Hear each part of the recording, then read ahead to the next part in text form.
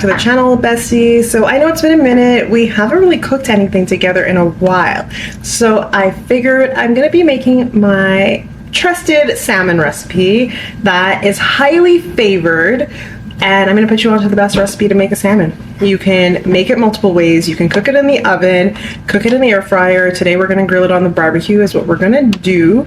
So I'm literally gonna show you the ingredients and we're gonna hop right in because one, this meal is healthy. Two, it's easy, quick, and you can have your dinner in about a half an hour. So let's get into it. All right, so I have you propped up and I have the ingredients. The only thing that's missing from this whole entire pileup is the salmon. I have it currently soaking in a bath of water and lemon just to kind of get that fishy taste out of it. So tonight we're gonna be having some string beans with our salmon. I'm also gonna make some potatoes. The potatoes are not here, but for the sauce, you're gonna need Dijon mustard, some brown sugar. You can add a little bit of honey if you want, but today we're just going with the brown sugar. Ignore that, that's the fridge. We're gonna put some scallions in the mix, and then we've got garlic. I also have garlic powder, which isn't here, and then we've got some oregano. So essentially what we're gonna do is we're gonna make the seasoning or the marinade in a bowl, and then we're gonna sauce her up real good, and then we are just going to make, as I said, the best salmon you'll ever eat. So I'm gonna pop you guys down and we're gonna get cooking. All right, so we are gonna go ahead and make the sauce for the salmon. I'm starting with a container of Dijon mustard that I already had on hand, and then I'm opening up the full jar. So I'm gonna probably fill up the cup to about the top. You can use your discretion depending on how much salmon you have. Then I'm just going ahead with some garlic, some pepper. I'm adding the dry seasoning into it just so that I can go ahead and mix it up together and just get the dry seasonings in there for the most part. Then I'm taking some brown sugar. I'm crumbling it inside there because it wasn't already broken up. So that's what I'm gonna do, and then I'm gonna give this a nice little mix.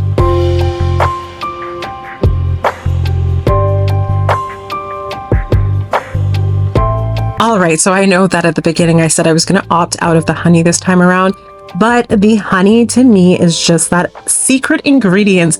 It adds the perfect amount of sweetness without it being too overbearing.